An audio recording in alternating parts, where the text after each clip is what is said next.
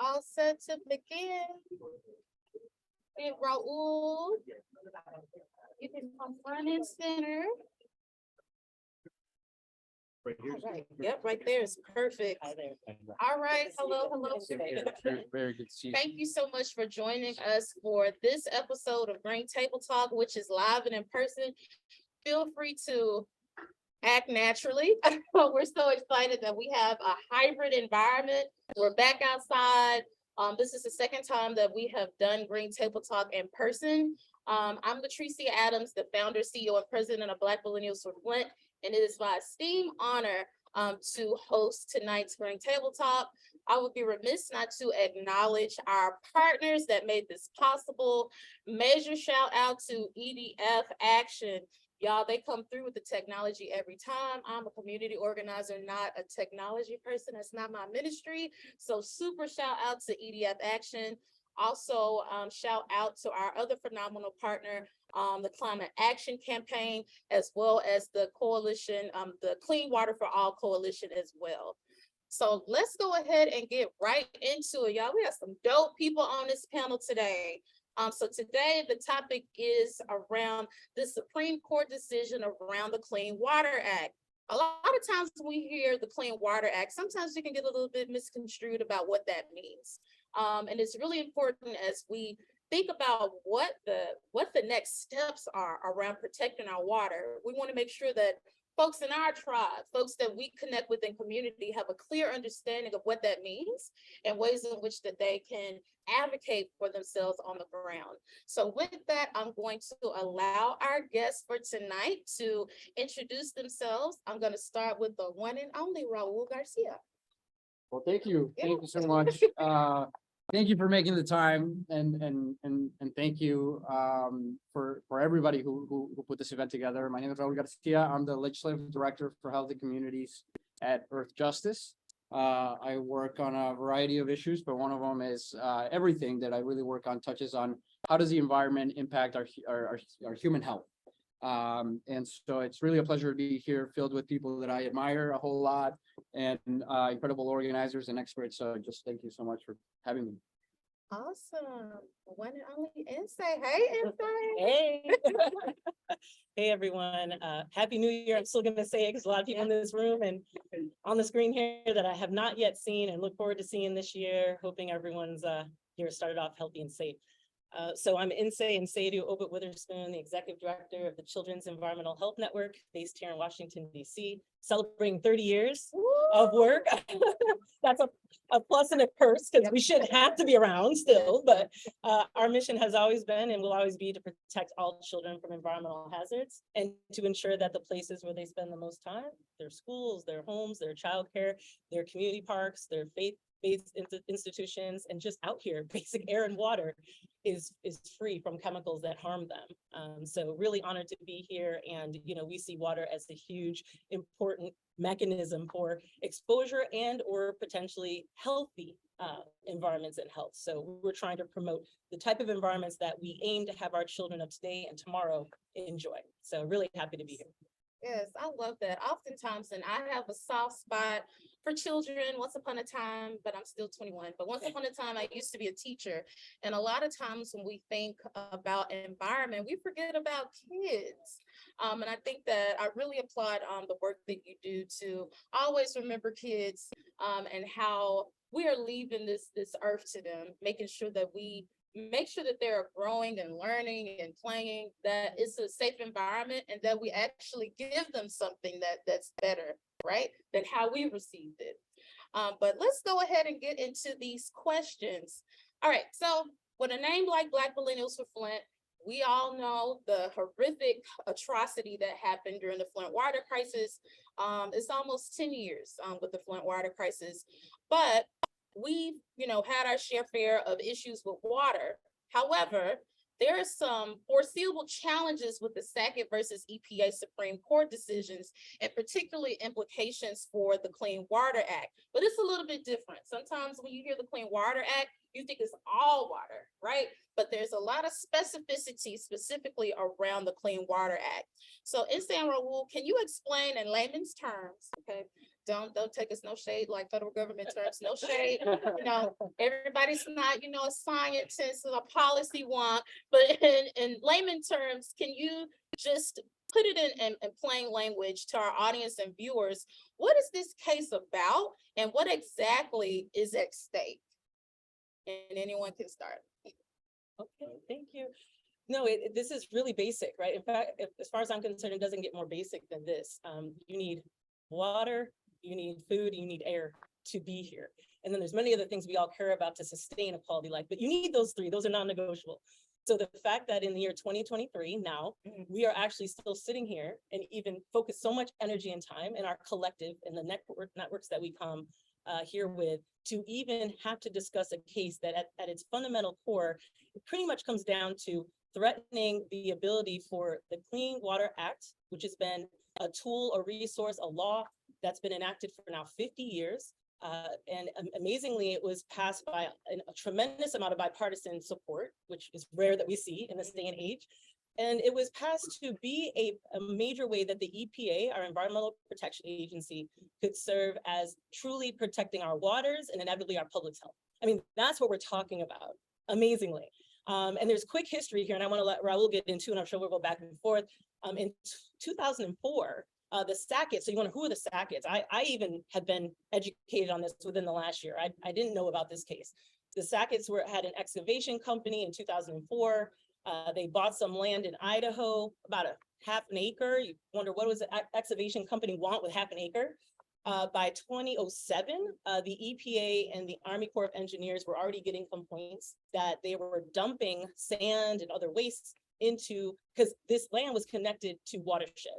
And come to find out after the investigation, sure enough, those two agencies ruled that there certainly had been a violation of existing law. So again, most of us, you know, there's laws in society.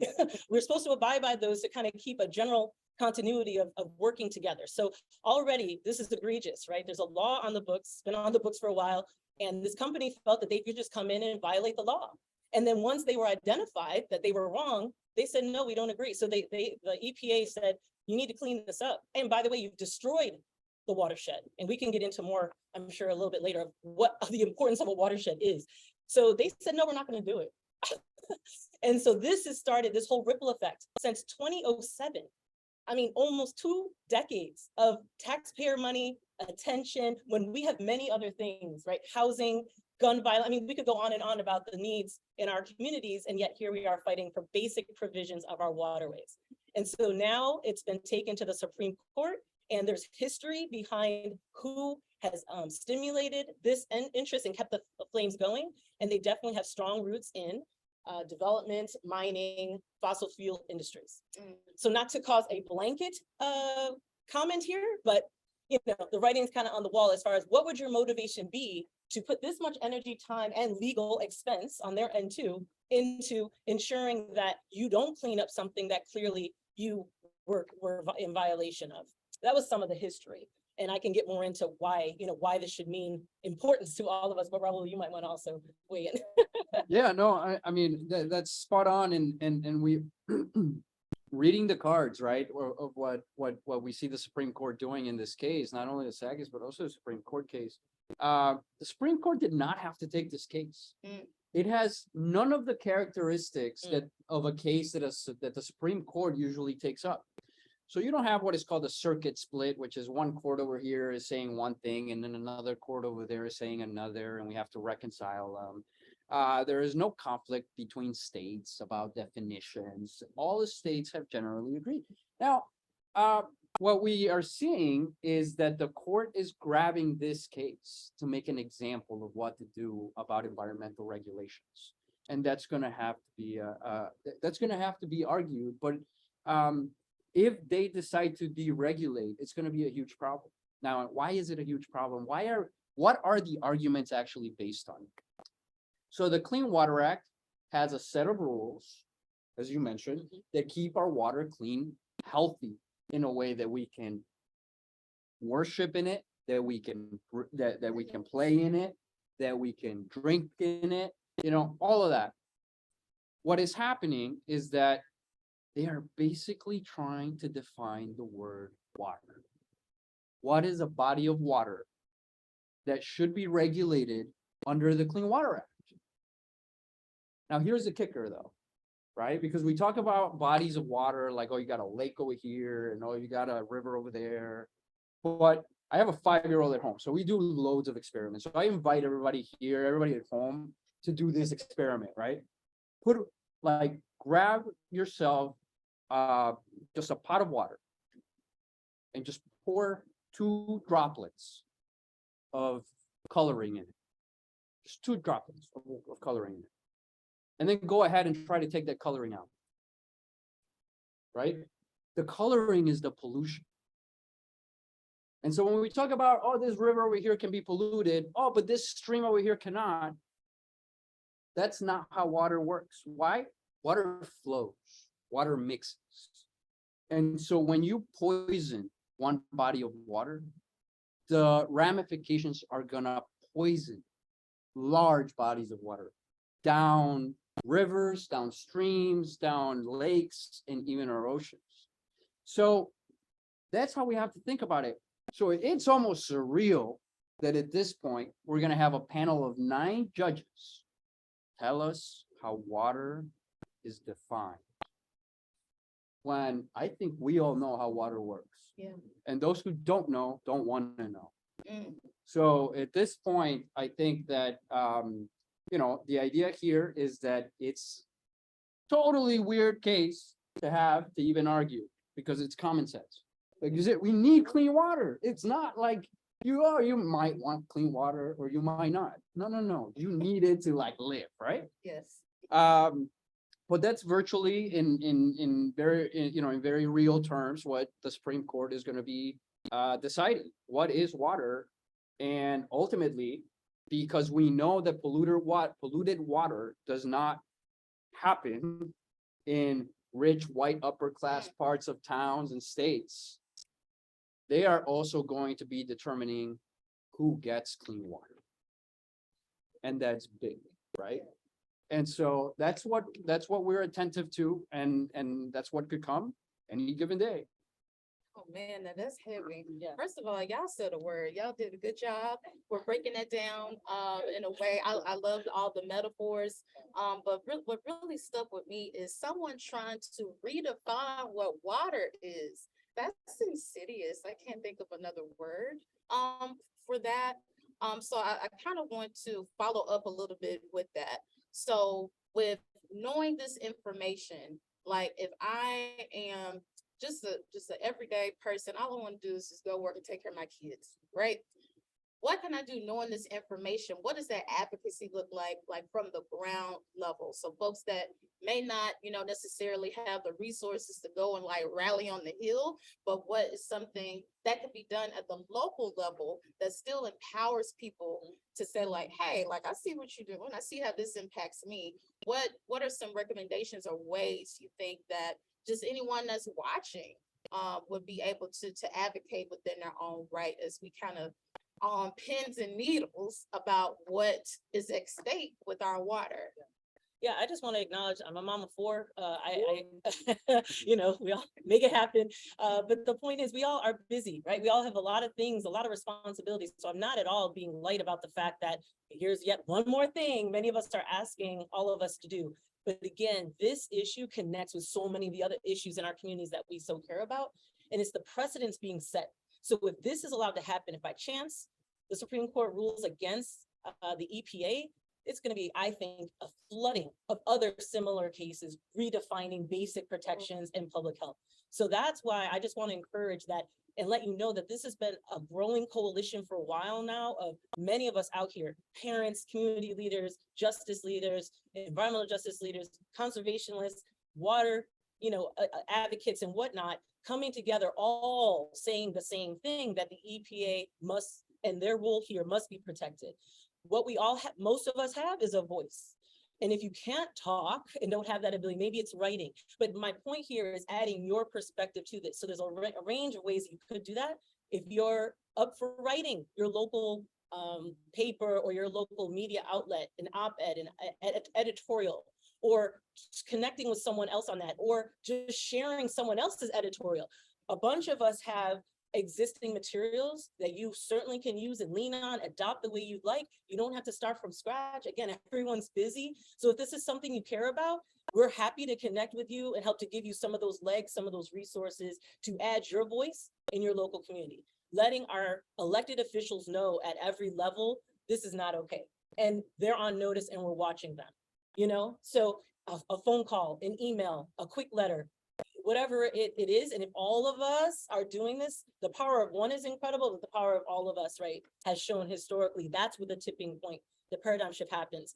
Align yourself with some of the organizations that care about these issues. There are a wide variety of water advocate programs at most community levels. If you don't know where one is, we're happy to connect you. And then there's a group called Clean Water for All that many of us are a part of here. I have the honor of being the lead co-chair. This is a national effort that's trying to combine and connect all these networks, trying to just simply work to protect equitable access to safe, healthy water. Again, it can't not get more basic than that. So this is a call, an invitation that, you know, I don't think any of us will be able to sleep at night if for somehow this moment leaves and leaves from our grasp. It's going to take, I mean, again, we have to wait for the rule, but just the fact, as Raul mentioned, that we've even gotten this far is also very telling for where we are at this stage. It's scary that it's gotten this far. I like the part, and I'd love to hear from you also, Raul, on this. I love the part that you mentioned around educating our local electeds. I have the privilege sometimes to work with elected officials, and there's a lot of stuff that they don't know. I mean, that's just human nature. You're not going to be a repository of all things. And I think this is a really good opportunity, like at the local level, because something else that I think is really important with this case is you don't want to surrender all of your local control, whether that be at the city level, the municipality level, county level, state level, right? So I think that that's also something to take into consideration, especially being that with the Clean Water Act, it is important that it was bipartisan. That was back in the day. Ooh, not that it's perfect now, but back in the day, you know, that was really really progressive, if you will. And to know that in 2023 that you have this entity that's literally trying to reverse all of that. But I do think that it is a good opportunity for those folks that do have influence and power, even at those local levels, that they are attentive and knowledgeable about what's at stake for their constituents. Raul, did you want to add a bit around that advocacy piece? Yeah, and I think that when it comes to Supreme Court cases, a lot of times there is like a spirit of hopelessness, right? Because you really do have 9 people deciding what's going to happen. But I want to highlight that that's not the case here, right? Whatever we get in the ruling, and we don't know what the ruling is gonna look like. We're gonna do. Many people have been doing a lot for the ruling to be as good as it can possibly be given the circumstances. However, whatever happens, if there is something to fix, we have to fix it legislatively. And so, what will that look like? You know, afterwards, that will look like putting pressure at a federal level, but also at your local level.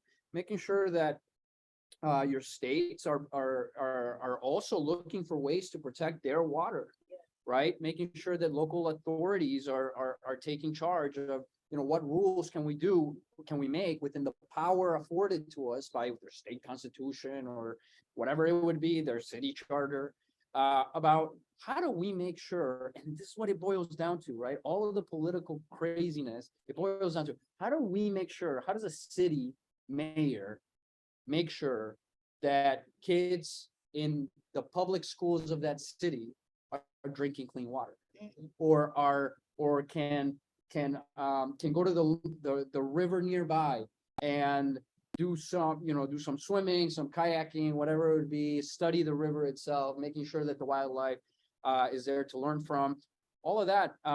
That's what we're looking for. And so, yes, I mean, we're going to have to wait and see what the Supreme Court does, but that is by no means the end of this story. And we have to mobilize that education that we're talking about that has to happen now. So when the decision happens, we're not caught flat-footed. You know, we don't have to get off the couch at that point. we're ready, we got our shoes on and we're ready to go. So that immediately, if there is something to fix in that decision, we go to Congress, we go to our local elected officials, and we make sure that we fix it immediately. Yeah, well, Raul, I feel fired up and powerful. Okay, because who gonna check you at this local level? I like that part where I think you're right. When you hear Supreme Court, you're like, "Ooh, Lord, it's over with." Like I white flag, like it's done. But I like that part where again, don't forfeit your power, especially at the local level. A lot of the things that actually trickled up, like to the Supreme Court, actually started from a community level, right? So I really I'm empowered by that. I hope that empowers some other people where, look, we run this. This is our country, right? So I appreciate what you shared. I want to shift gears a little bit. So we kind of set up this framework of kind of understanding like what the Clean Water Act is, what it should be, what's at stake. But let's talk about like the health implications, right? So oftentimes, and I know I do this, I'm gonna tell my strategy. A lot of times when like making public comment, testifying, we always go to public health. We could talk about environmental justice until like we're blue in the face, but if we're not also talking at the intersection of public health, it's really kind of all in vain. So when we think about the different waters that are at stake, I'm a country girl. I'm from Memphis. People still go fishing, okay? And catfish is a big thing in the South. And when we think about like where you go fishing, those are the types of waters that are at stake. When you talk about even like in the Midwest, when you talk about deeper in the Delta, how many people like love some good Creole food from Louisiana? Okay, well, that could potentially be at stake from your local fisheries. So and say, talk to us a bit about, and we're going to always have a soft spot for our babies. What are some health implications if this decision does not go in a favorable way? Yeah, it's never going to look exactly the same for every family, every child. But what we do know, and we can't claim ignorance, 50 years ago when the Clean Water Act started, we didn't have even half of the amount of peer-reviewed research that we have. But let's back up for a minute. Our COVID experience that we're still in, if health alone was the only justification, I would make the case that we would not have gotten as far down into the dark areas as we did, right? If folks really took science and the advice of, well-evidenced and well-trained public health people. So I think we need to understand that we need to be very diverse the best we can and how we are thoughtful about approaching. Know your audience a little bit, right? If no one seems to understand or that policy leader has never even articulated the words health, you might want to bring it up, but I bet they're going to be excited about economics. So in my standpoint, there's a trio here. There's a justice side of this. There's a health side for sure that's justifiable. It may or may not resonate. And then there's definitely an economic piece too. Now, are we tracking it the way that we would like to and should? Probably not, because people's lived experiences are happening right now. I don't know that we've even seen the economic impact of the Flint water crisis, really. Like that continues. And when you look at the indicators, you're talking about people's loss of all kinds of quality of life. Yes. So anyway, I just want to get to that first part that you mentioned, that let's just not fool ourselves in thinking, and this is me too, as a public health person, health should be enough, but it has yet to show that it is. So let's just make sure, let's really get strong to the point that Raul was saying, as we're thinking about in general, past this case. Yeah, we're getting armed and ready to go, regardless of the designation of this case, and hope that it goes in the right of logic, right? And even beyond that, our communities need a lot of help. And the most vulnerable in our communities certainly need a lot of help. They have been kind of the canary in the coal mine, if you will. The lab rats, unfortunately, we've said, have been our children. We wait till our children get sick, and then we try to retroactively go back and figure out what happened. Well, that's a very backward way of doing this. Other parts of the world have gotten much better. They have this preemptive approach where you don't wait for children to get sick. You create as much as possible with the evidence you have, a protective environment, and otherwise back up from there. So children, how do they fare? So there's major routes of exposures of any harmful chemical. Water is one of them. So, you could have passing of metals, for example, that end up in our waterways due to our industrial practices, the dumping and or just emissions, sometimes emissions from our plants, our coal-burning power plants, mercury that ends up in our air. Where do you think that all comes? It comes back down. It starts in the air and then it comes back down to our water. Our water, kind of like the human body, can heal itself, is what a lot of water folks tell me, but it needs time to do that. Our corals that take potentially a year to develop, and then we come in and we want to scuba dive and mess them all, our human body, if allowed to do its thing, can actually heal in many regards. And the same thing for our waters. Did anyone hear about the dolphin that just showed up in New York Hudson River? We're starting to see different types of fish here in the Anacostia River that we haven't seen. Like, this actually works. It takes time, but we got to give it time. What happened when people got off the road during COVID? We started to see a decrease in 3-4 months of air pollutants. Imagine if we did that on a more long-term basis. So our children are impacted by neurotoxicants, that is impacting chemicals that impact the brain, normal brain development. So like, kids don't have enough going against them, right? Depending on the communities they're born into, the families they're born into, they have nothing to do with that. The schools that they are allowed to go to, afforded to go to, the childcare that they're afforded to go to. And then on top of that, unbeknownst to them and their families, they're exposed through their drinking water or other means to chemicals that are changing forever. You cannot reverse this, the makeup of their brains. It's not a death sentence, but it certainly causes a lot of additional challenge for that child and their future, their educational attainment, just to name one or two.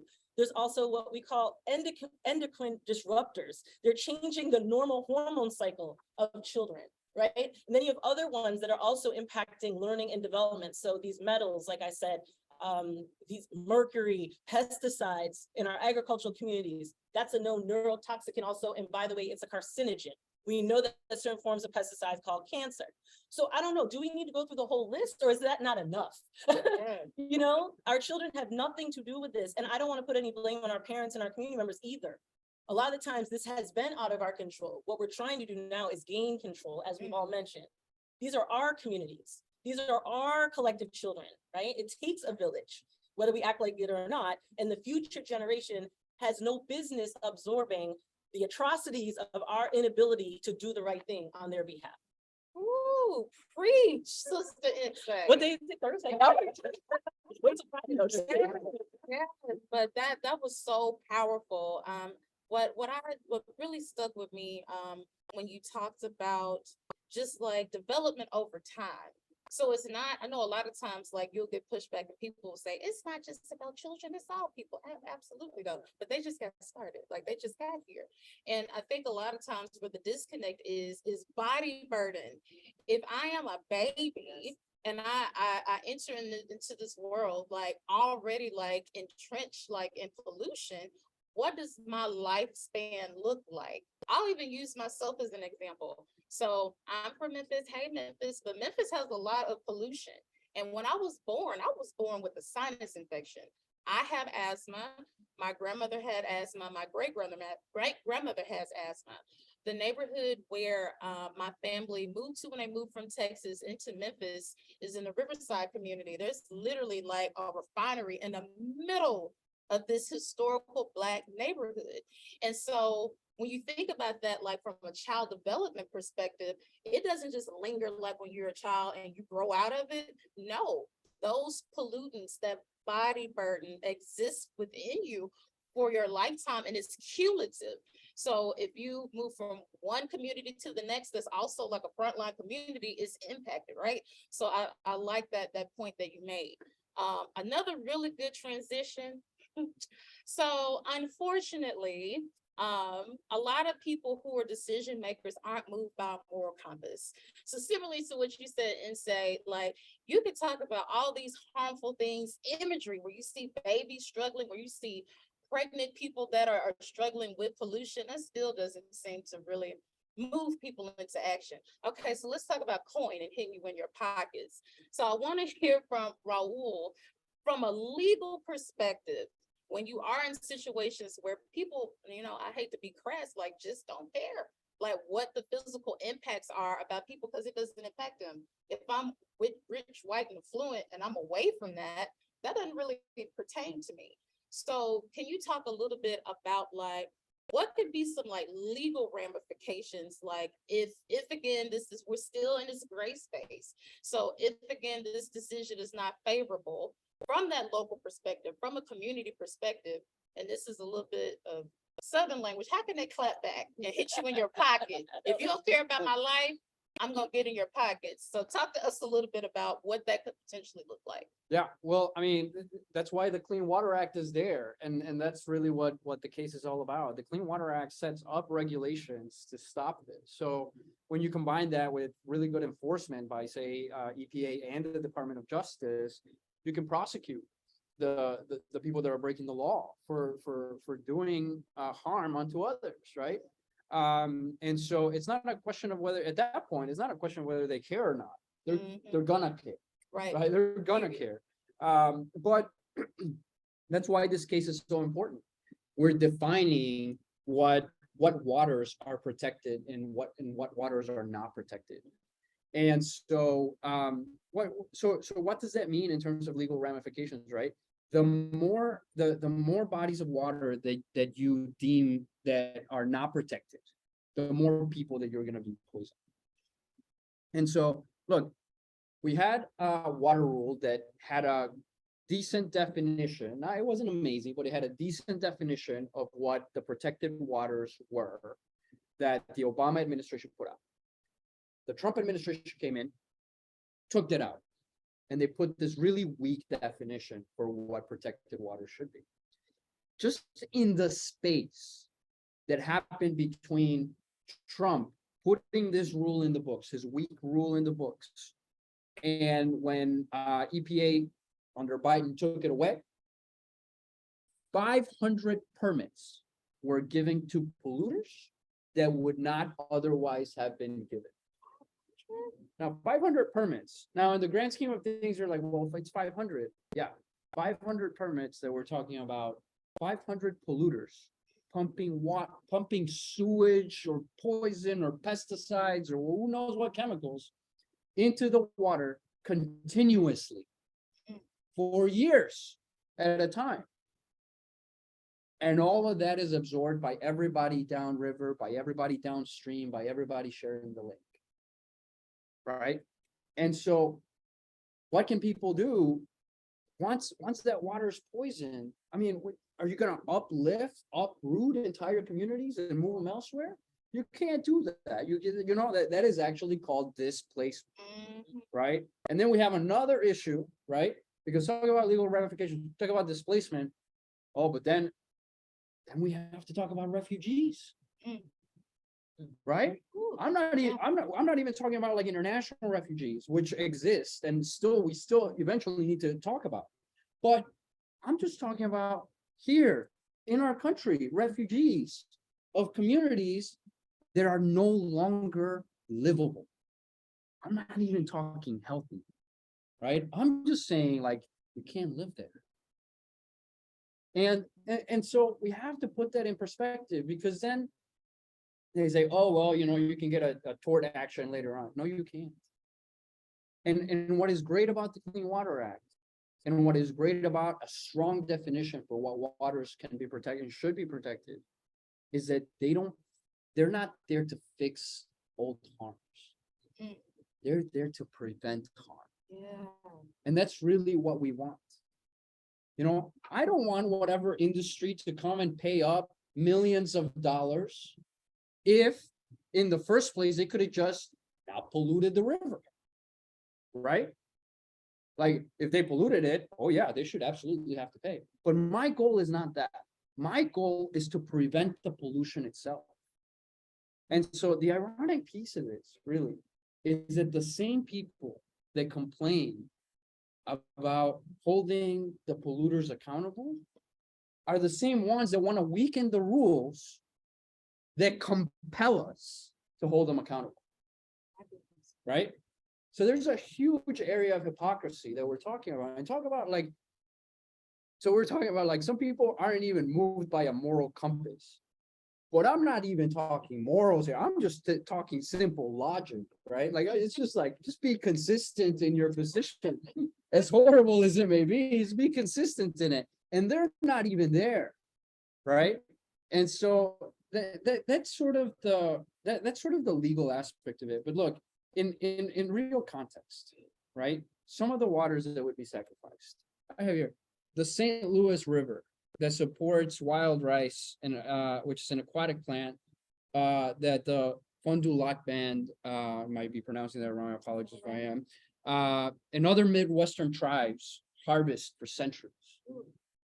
The Rio Puerco in New Mexico that flows through the pueblo of Laguna, an area which is, which would get stripped of 79 to 97% of the pueblo's waters. Think about that. 79 to 97% of the water gone.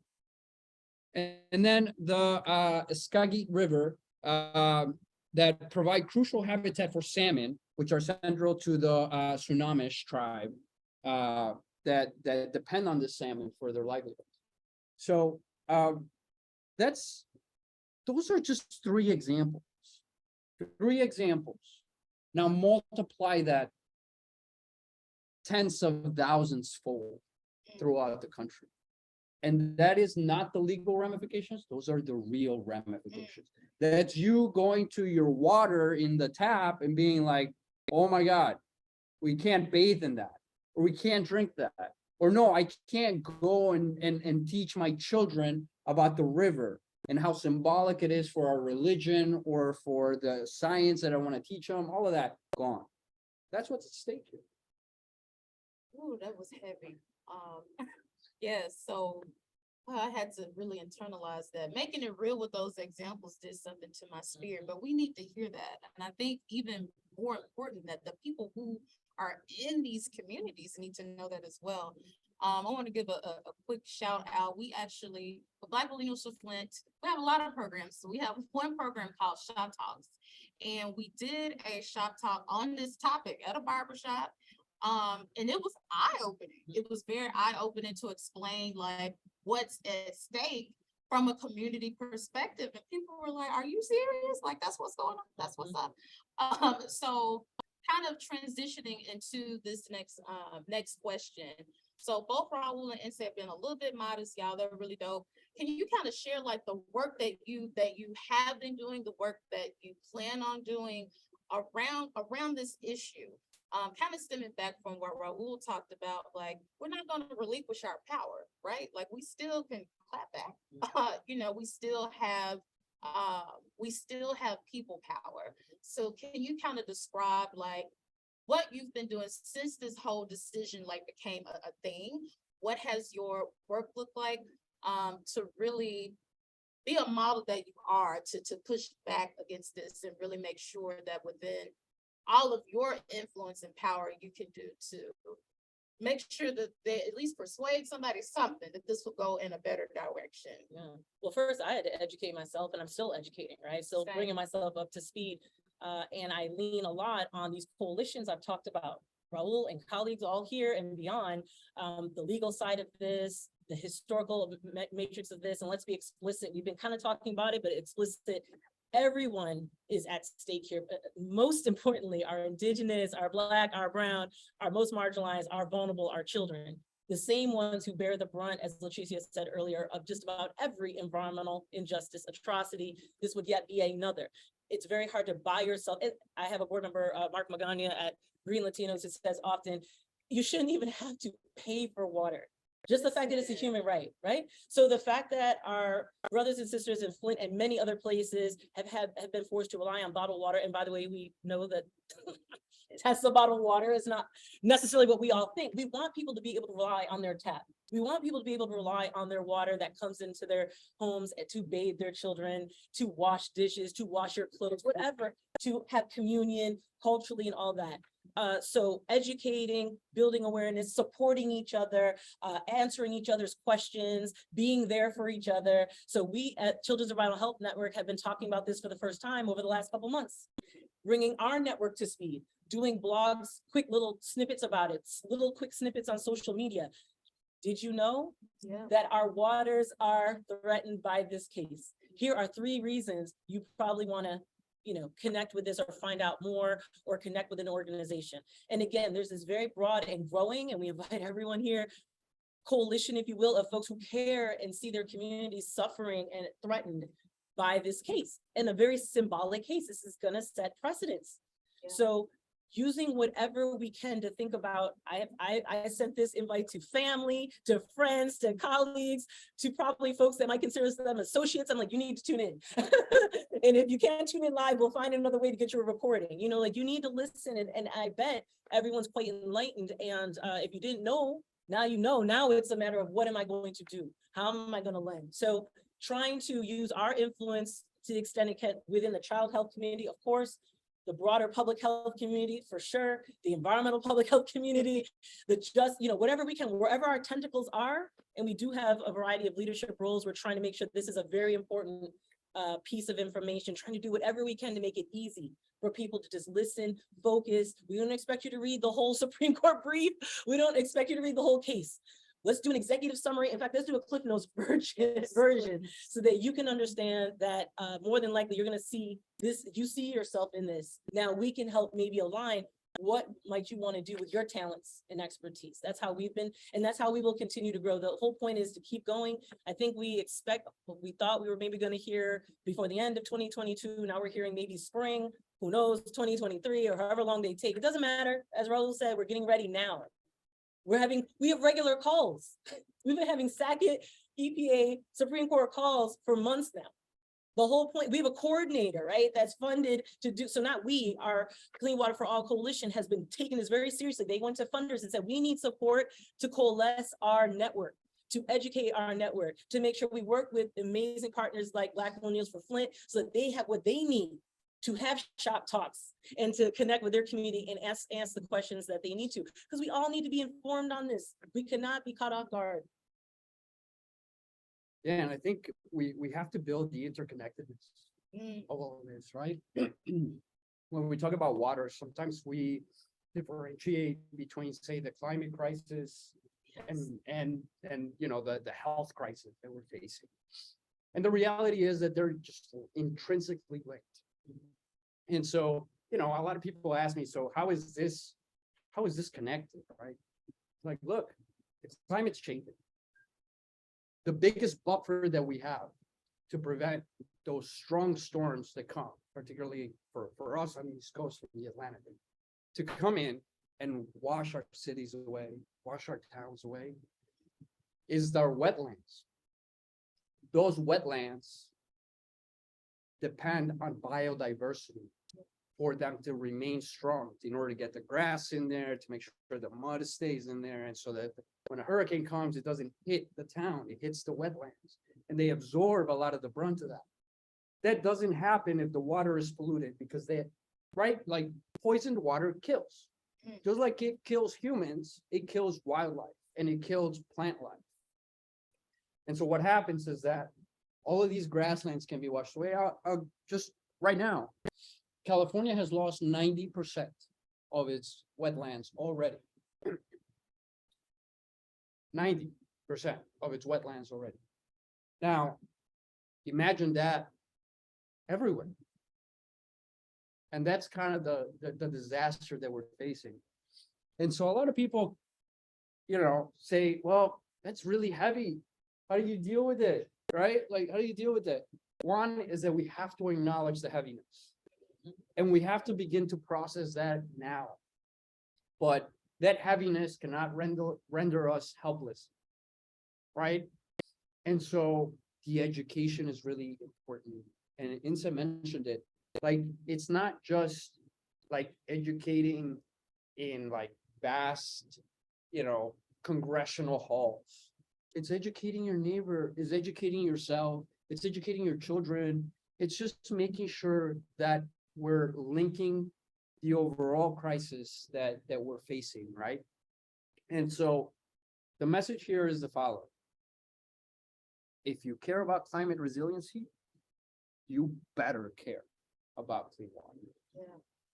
If you care about human health, you better care about clean water, right? And so there is no escaping this. And as I mentioned it'll impact every single one of us.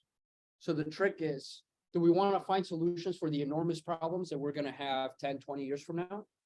Or do we want to find real solutions to the problems that we have today? Right? And that's really what's at stake. So, we've been working nonstop to analyze what are going to be the legal ramifications, what is going to be needed on a legislative side.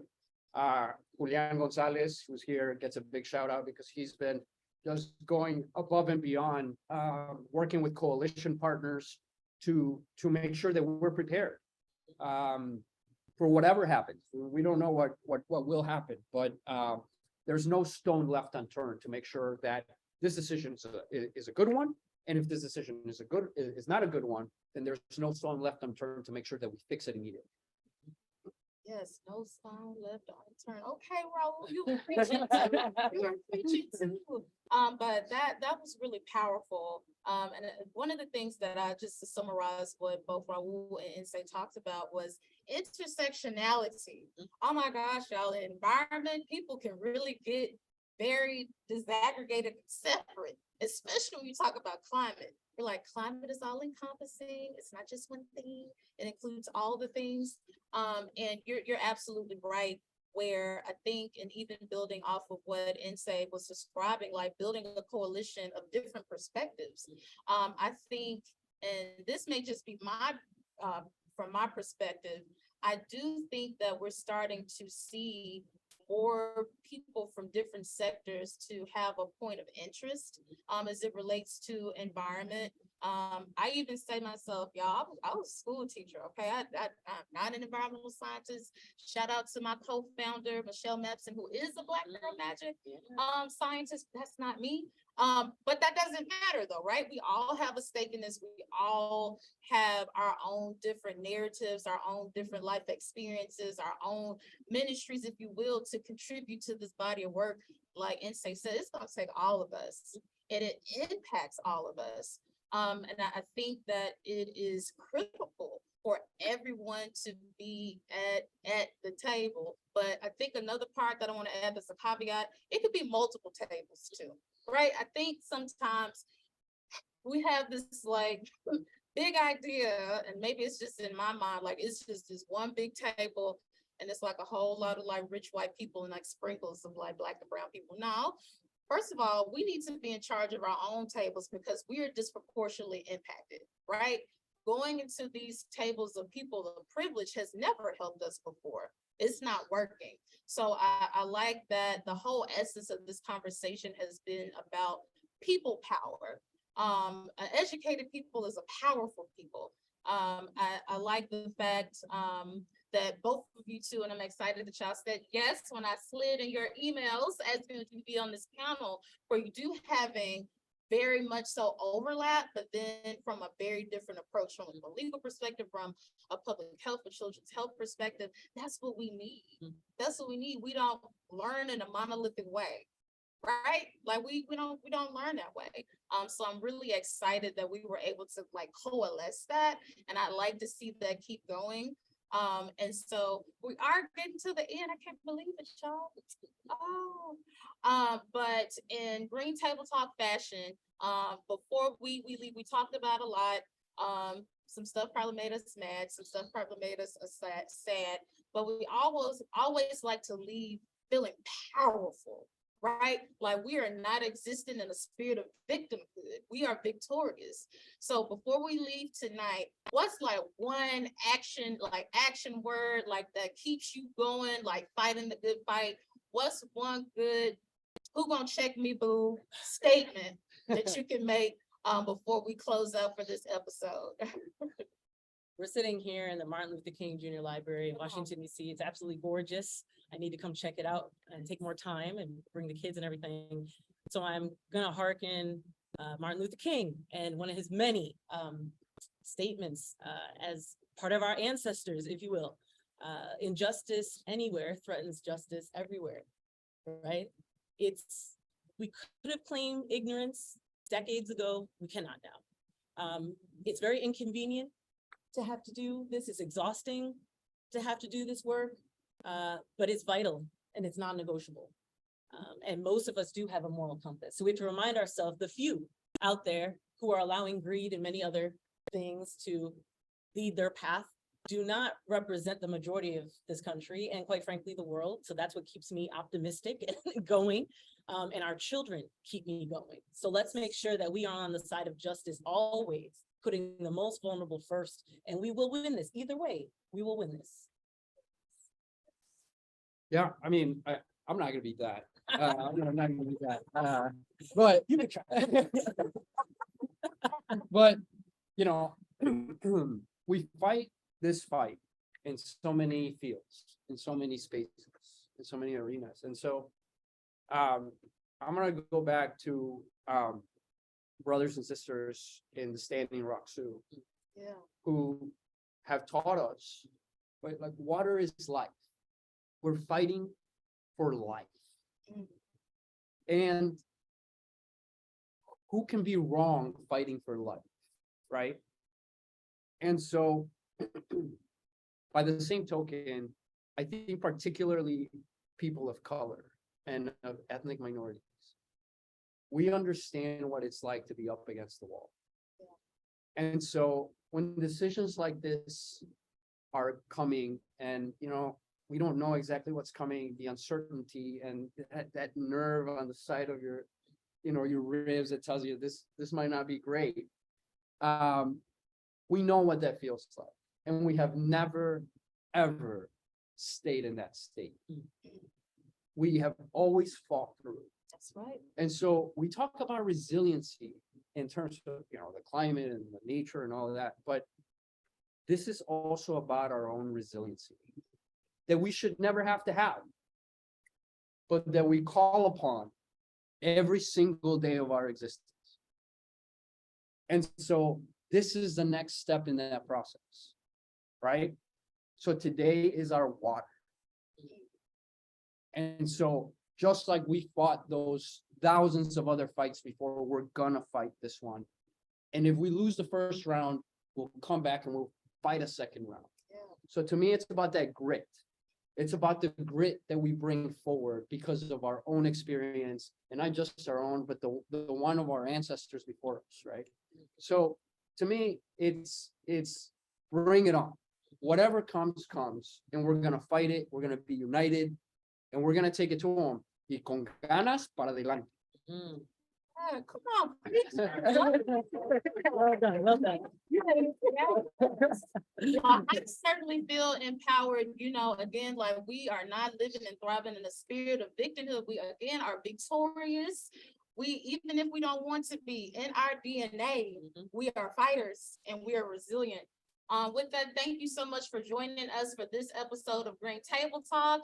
We hope to see you next month. It's Black History Month, so you know we're gonna have something real good up our sleeves. Make sure that you follow us. If you're still tuning in, like us on Facebook Live, go over to IG and Twitter and make sure you follow us there as well. And with that, peace and blessings and have a good night. Thank you. Nice work. Nice work.